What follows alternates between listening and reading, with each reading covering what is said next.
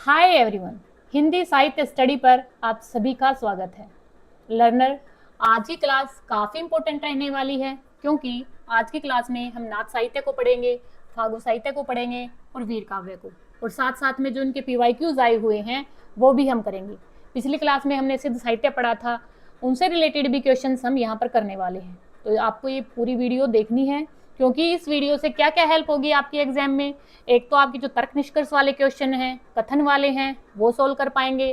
साथ में जो मिलान वाले होते हैं, रचनाएं रचनाकार होती हैं, वो सोल्व कर पाएंगे। और साथ साथ में जन्म वर्ष, जन्म काल भी पूछा जाता है कि स्वयंभू का, पुष्पदंत का कौन सा समय था, इससे भी, क्योंकि 2025 में ये वाले क्वेश्चन बन रहे हैं। तो स्टूडेंट्स, आपको पूरी वीडियो अच्छे लेक्चर पूरा देखना है और इससे अपना ज्ञान हम बढ़ा सकते हैं। तो चलिए हमारी क्लास स्टार्ट करते हैं। नाथ साहित्य। नाथ साहित्य का समय 9वीं सदी माना जाता है।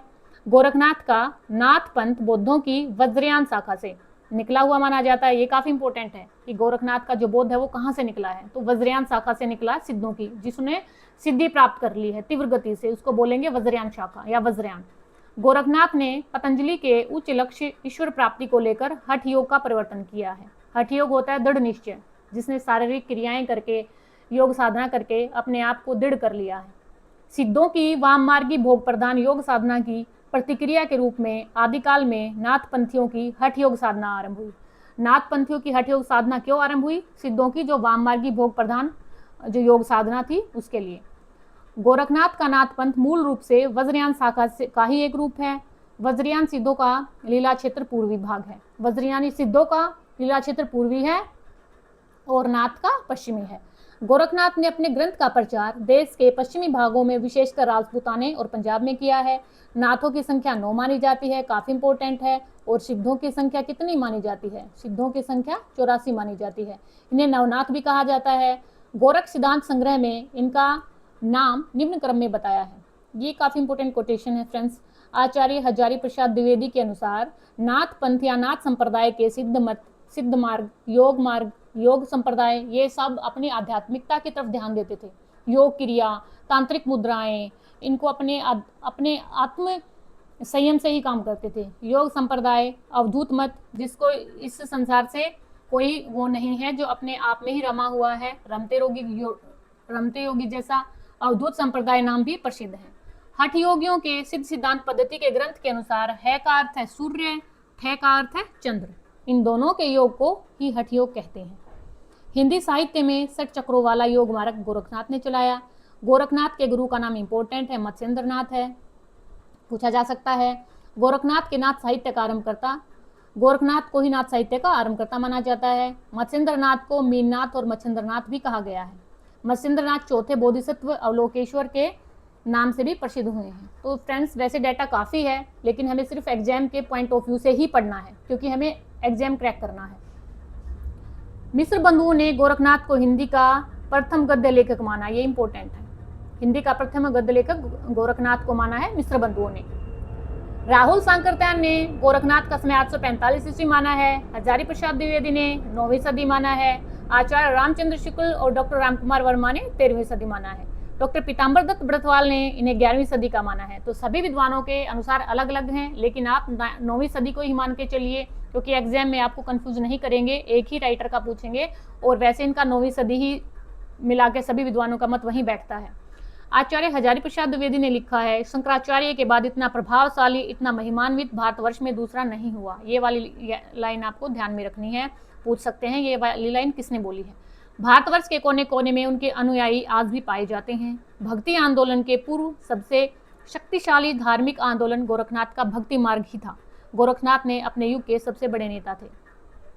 डॉक्टर पीताम्बर दत्त ब्रथवाल ने गोरखनाथ के 14 ग्रंथों को प्रमाणित मानकर उसका संपादन गोरखबानी नाम से किया है। ये स्टूडेंट्स आपके लिए इंपॉर्टेंट है, ये ध्यान में रखना है आपको कि गोरखबानी का संपादन किसने किया है। गोरखबानी में संकलित गोरखनाथ के कुछ ग्रंथ हैं, इनको भी हम देखेंगे। शब्द आए तो नहीं एग्जाम में, लेकिन हम पढ़ना है।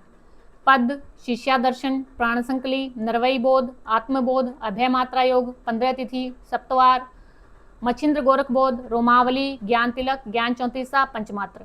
गोरखनाथ के संस्कृत भाषा में लिखे निम्नलिखित ग्रंथ बताए जाते हैं। ये संस्कृत वाले हैं। सिद्ध सिद्धांत पद्धति, विवेक मार्तंड, सत्य संगम तंत्र, निरंजन पुराण, वैराट पुराण, गोरख शतक, योग सिद्धांत पद्धति, योग चिंतामणि। नाथों की संख्या 9 मानी गई है। गोरख सिद्धांत संग्रह में 9 प्रवर्तकों के नाम हैं।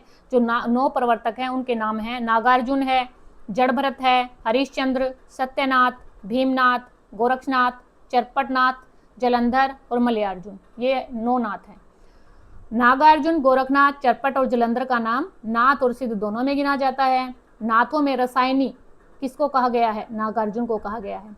नाथ पंथ के जोगियों को क्या कहा गया है? कनफटा कहा गया है। ऐसे क्वेश्चन बनते हैं। नाथ पंथियों की भाषा क्या है? सदुकड़ी भाषा थी, जिसका ढांचा कैसा था? खड़ी बोली लिए हुए राजस्थानी।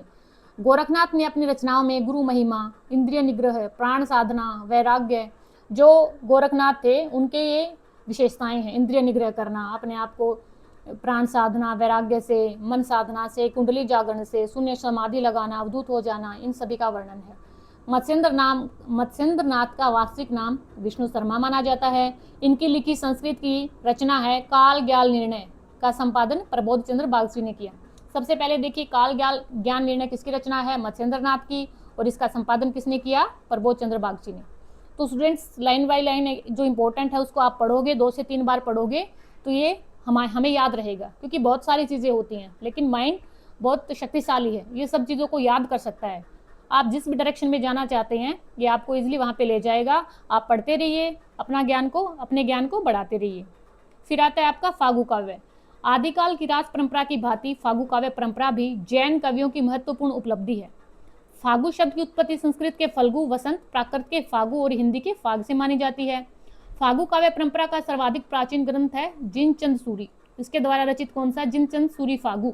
डायरेक्ट रचना पूछ के रचनाकार पूछ लेंगे। फागु शब्द का अर्थ क्या है? वसंत ऋतु का काव्य। वसंत ऋतु में जो काव्य किया जाता है उसको फागु काव्य कहते हैं। जिनचंद सूरी में 25 छंद हैं। ये स्थूलीभद्र रास है भाई, श्री स्थूलीभद्र रास फागु काव्य परंपरा का सबसे सुंदर काव्य है। श्री नेमिनाथ फागु की रचना राजशेखर सूरी ने की है। श्री नेमिनाथ फागु की रचना 1350 ईस्वी में हुई है। डॉक्टर माता प्रसाद गुप्त ने परिश्रम पूर्वक वसंत विलास फागु का संपादन किया और इसका समय 13वीं सदी बताया है। वसंत विलास फागु 84 छंदों में रचित एक श्रृंगारिक काव्य है। इसमें वसंत और स्त्रियों पर उसके विलासपूर्ण प्रभाव का मनोहारी चित्रण किया है। तो स्टूडेंट्स, यहाँ पर हम कुछ PYQs लेकर आए हैं जो डायरेक्ट आपके एग्जाम में आए हैं, वो हम उठाकर लेकर आए हैं। तो आपको ये पढ़ के जाना है और समझ के जाना है। पहला क्वेश्चन है, हिंदी साहित्य का इतिहास रामचंद्र शुक्ल का है। 1929 में इसका प्रकाशन हुआ है हिंदी नागरिक प्रसारणी सभा के द्वारा। कि आदिकाल के प्रारंभिक 4 प्रकरणों का सही अनुक्रम बताना है। जो प्रकरण है इनको ध्यान में रखना। तो सबसे पहले क्या आएगा? सामान्य परिचय है आपका। फिर आपका अभ्रंश काव्य है, ये हमने अपनी क्लासेस में डिस्कस किया हुआ है। फिर आपका देश भाषा काव्य है और फिर आपकी फुटकल रचनाएं हैं।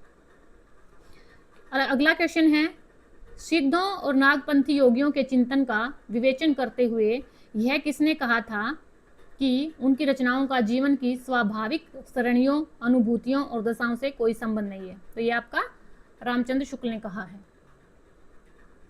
चंद्रबरदाई ने पृथ्वीराज रासों में निम्नलिखित में से मुख्यतः किस छंद का प्रयोग किया है? आप अच्छे से जानते हैं, नहीं जानते तो वीडियो को दोबारा देखिए। ऐसे मैं बता देती हूँ, इसका आपका कविथी आएगा। नेक्स्ट है, निम्नलिखित में से कौन चंदन बाला रास के रचयिता हैं? ये आपके हैं आसगु। ये 12वीं सदी में लिखा गया है, 12वीं ईस्वी में। चंदनबाला रास की रचना कब हुई? 1200 ईस्वी में। ये चंदनबाला है आसगु, इनका जालोर में रचित है। इसमें ये खंड काव्य है और इसमें 35 छंद है। तो ऐसे वाले क्वेश्चंस आए हैं जो आप जब पढ़ेंगे तो इजिली आप इन्हें समझ पाएंगे और कर पाएंगे। फिर आता है आपका प्रकरण तीसरा, देश भाषा काव्य वीरगाथा काल। शुक्ल जी द्वारा अपने ग्रंथ के आरंभ में दी गई 12 पुस्तकों की सूची में 8 को देश भाषा काव्य में माना है और बाकी 6 का वर्णन इस प्रकरण में किया है। शेष 2 कौन सी हैं? विद्यापति की पदावली और खुसरो की पहेलियां। इनको प्रकरण 4 में जो फुटकल रचनाएं हैं उसमें स्थान दिया है। इसका कारण उसमें विषय वस्तु एवं भाषा संबंधी भिन्नता है। प्रशस्ति मूलक काव्य जो वीर गाथाओं की मुख्य विशेषताएं हैं वो इस प्रकार है, 2 रूपों में मिलती हैं। एक तो प्रबंध काव्य के साहित्यिक रूप में और वीर गीतों के रूप में।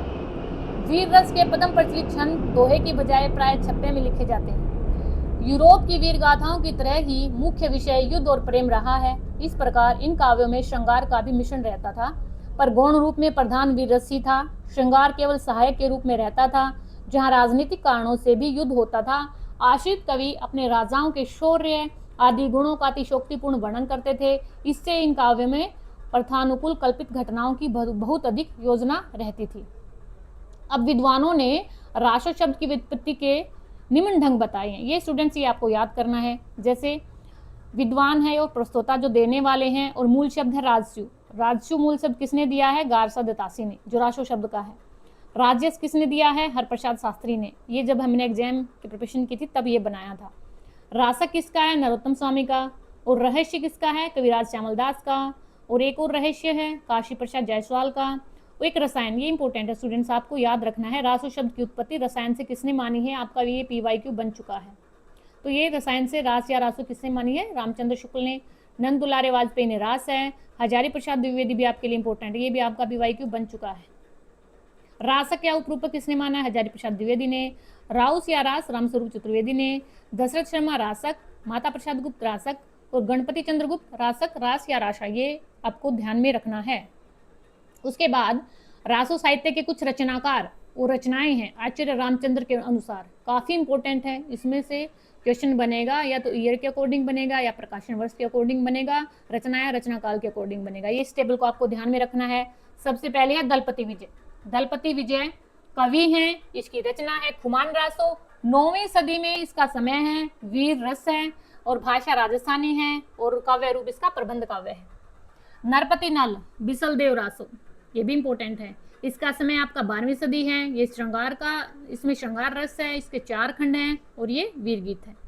जगनीक इंपॉर्टेंट है। परमाल रासो आलेखंड इसको बोला जाता है, 12वीं सदी का ही है, वीर रस है इसमें, और वीर गीत है। ये स्टूडेंट्स काफी इंपॉर्टेंट है, आपको अच्छे से पढ़ के जाने हैं। चंद्रबरदाई पृथ्वीराज रासो आप अच्छे से जानते हैं इसको, इसमें 69 समय है, और डिंगल भाषा है, प्रबंध काव्य है। केदार भट्ट का जयचंद प्रकाश 12वीं सदी का है, प्रबंध काव्य है। मधुकर भट्ट का जयमिन जसचंद्री का इंपॉर्टेंट है, 1243 में, प्रबंध काव्य है। शारंगधर हमीर रासो, ये आपका भी इसमें आगे नहीं बताया है। नल्ला सिंह का विजयपाल रासो 42 छंद है, वीर गीत है। तो श्रीधर का रणमल छंद इंपॉर्टेंट है, 14वीं सदी का है, 70 छंद है, डिंगल भाषा है, और वीर काव्य है। आचार्य रामचंद्र शुक्ल ने लिखा है, चंद्रबरदाई हिंदी के प्रथम महाकवि माने जाते हैं, और इनका पृथ्वीराज रासो हिंदी का प्रथम महाकाव्य है। वेरी इंपॉर्टेंट है फ्रेंड्स, इसको आपको अच्छे से पढ़ के जाना है कि आचार्य रामचंद्र शुक्ल हिंदी का प्रथम कवि किसको मानते हैं, प्रथम महाकाव्य क्या है, तो पृथ्वीराज रासो है, और चंद्रबरदाई इसके राइटर है। मिश्र बंधु ने लिखा है, हिंदी का वास्तविक महाकवि चंद्रबरदाई को ही माना है इन्होंने भी। पृथ्वीराज रासो की प्रामाणिकता अप्रामाणिकता में विद्वानों के बीच मतभेद है। तो जो पृथ्वीराज रासो है इसकी भी ये प्रामाणिक है, संदिग्ध है, असंदिग्ध है, इस पर भी काफी विद्वानों के अलग अलग मतभेद हैं।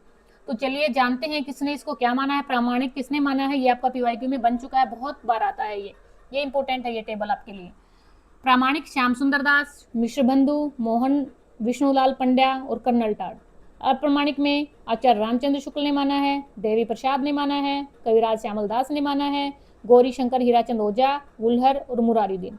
अर्धप्रमाणिक मुनिजन विजय, हजारी प्रसाद द्विवेदी, डॉक्टर सुनीति कुमार चटर्जी और डॉक्टर दशरथ ओझा ने इसको अर्धप्रमाणिक माना है। पृथ्वीराज रासो में 68 छंदों का प्रयोग किया है। छंद हैं 68, मुख्य छंद हैं कवित, छप्पे, दुहा, तोमर, त्रोटक, गाहा और आर्य। चंद्रबरदाई को छप्पे छंद का विशेषज्ञ माना जाता है। हजारी प्रसाद द्विवेदी ने पृथ्वीराज रासो को सुख सुखी संवाद के रूप में रचित माना है। डॉक्टर वुल्हर ने सबसे पहले कश्मीरी कवि जानक कृत पृथ्वीराज विजय के आधार पर 1875 में पृथ्वीराज रासो को अप्रामाणिक घोषित किया है। पृथ्वीराज रासो को चंद्रबरदाई के पुत्र जलहन ने पूरा किया। डॉक्टर बच्चन ने कहा है यह पृथ्वीराज रासो एक राजनीतिक महाकाव्य है। इंपॉर्टेंट है स्टूडेंट्स, ये आपके लिए काफी इंपॉर्टेंट है, एक राजनीतिक महाकाव्य है। दूसरे शब्दों में राजनीति की महाकाव्यात्मक त्रासदी है। ये किसने कहा है? डॉक्टर बच्चन सिंह ने। हिंदी में सबसे पहले बारहमासा का वर्णन किसने किया? नरपति नल ने बिशलदेव रासो में। कयामत वध पृथ्वीराज रासो का एक महत्वपूर्ण समय है। आचार्य शुक्ल ने वीर काव्य परंपरा का प्रथम ग्रंथ बिशलदेव रासो को माना है। परमाल रासो में आल्य उदल नामक 2 सरदारों की वीरता है। आल्य खंड को सबसे पहले 1865 में फर्रुखाबाद के तत्कालीन जिलाधीश चार्ल्स इलियट ने प्रकाशित करवाया था। आल्य खंड कब गाया जाता है? बरसात ऋतु में, जो यूपी के बैसवाड़ा, पूर्वांचल, बुंदेलखंड के क्षेत्र में गाया जाता है। फिर आपका 4th आता है फुटकल रचनाएं।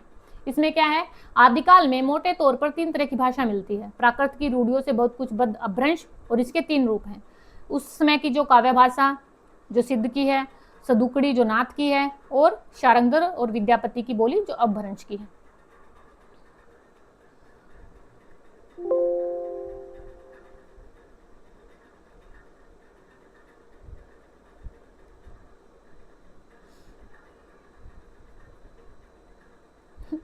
हो गया।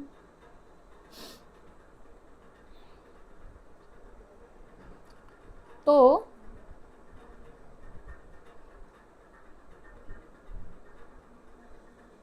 शायद कोई टेक्निकल इशू है स्टूडेंट्स, लेकिन हम कंटिन्यू कर रहे हैं इसको, यहीं से चलेंगे। हमारी कहाँ थी? 14 थी।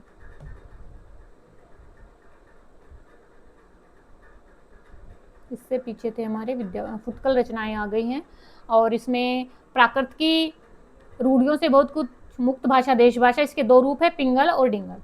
प्राकृत की रूढ़ियों से लगभग मुक्त हैं विद्यापति की पदावली, खुसरो की पहेलियां, और इसके काफी उदाहरण हैं। देश भाषा पर भाषा संबंधी पुरानी रूढ़ियों के प्रभाव को लक्षित करते हुए शुक्ल ने लिखा है, जैसे पुराना चावल, इंपॉर्टेंट है स्टूडेंट्स ये, जैसे पुराना चावल ही बड़े आदमियों के खाने योग्य समझा जाता है, वैसे ही अपने समय से कुछ पुरानी पड़ी हुई परंपरा के गौरव से युक्त भाषा मुक्त रचने वाले व्यवहार योग्य समझी जाती है। ये आपका PYQ आ चुका 2019 में। विद्यापति ने अपनी पदावली और अमीर खुसरो ने अपनी विभिन्न रचनाओं में जनता की बहुत कुछ असली बोलचाल और उसके बीच कहे सुने जाने वाले पद्यों की भाषा के बहुत कुछ असली रूप का प्रयोग किया है। खुसरो ने पश्चिम और विद्यापति ने पूर्व की भाषा का प्रयोग किया। उसके पीछे फिर भक्ति काल के कवियों ने प्रचलित देश भाषा और साहित्य के बीच पूरा सामंजस्य गठित कर दिया। तो स्टूडेंट्स, एक टेक्निकल इश्यू की वजह से हम अपनी क्लास को यही समाप्त करने वाले हैं। कल फिर मिलेंगे अच्छे सेशन के साथ और जानकारी साझा करने के लिए। तो तब तक पढ़ते रहिए, आगे बढ़ते रहिए और हमारे चैनल को लाइक सब्सक्राइब करते रहिए। धन्यवाद।